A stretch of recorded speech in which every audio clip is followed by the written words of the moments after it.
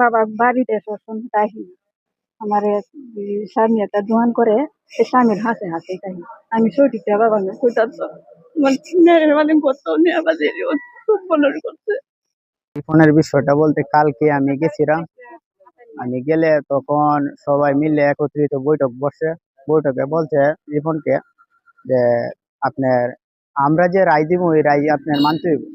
তখন রিপনে বলছে আচ্ছা আপনারা রায় দিবেন যে তোরে, আচ্ছা রায় দেন, যেটা সুস্থ তদন্ত করে তখন সেটা রায় দিবেন।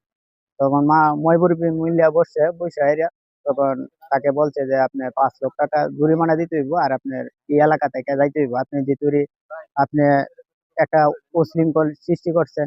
তখন মাইবুরুব্বি আছেন, তখন অনেকজনই আসছিল। রিপন বলতে এক মেয়েকে দর্শন করছে, আমরা শোনা কথা, কিন্তু আমরা নিজের চোখে দেখি নাই। দরবার শরীফ হয়েছে, এলাকার সবাই মুরব্বি বসছে, তখন অনেক লোকই আছিল। তখন আমিও গেছি, গিয়া শুনছি এই কথা।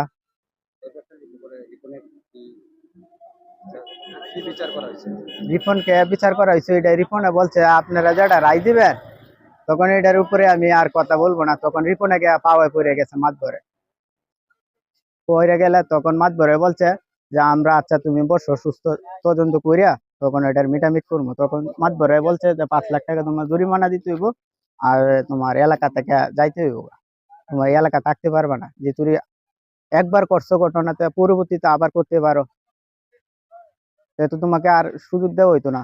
তখন এই কথা বললিয়া তখন মিটামিট করে আলছে এরা। নারী সংক্রান্ত একটা ঘটনা নিয়ে গতকালকে নাকি দক্ষিণ বিশ্বরা বাজারে একটা সালিশ দরবার হয়েছে। এই সংবাদটা আমরা আজকে সামাজিক যোগাযোগের মাধ্যমে এখন থেকে ঠিক আধা ঘন্টা আগে জানতে পেরেছি। জানতে পেরে আমি তাৎক্ষণিক সময় আমার সঙ্গে অফিসার ফোর্স মাত্র ঘটনাস্থলে আসলাম। এখনো তেমন কারোর সাথে কথা বলার সুযোগ হয় না। এখন আমরা ভিকটিমের বাড়িতে যাব, ভিকটিমের সাথে কথা বলবো, যারা সালিশ দরবারে ছিল, কি হয়েছিল তাদের সাথে বিস্তারিত জেনে তারপরে আমরা আসলে আপনাদেরকে জানাতে পারবো। আর এই বিষয়ে থানায় কোনো থানার অভিযোগ দাখিল করিলে আইনগত ব্যবস্থা গ্রহণ করা হবে।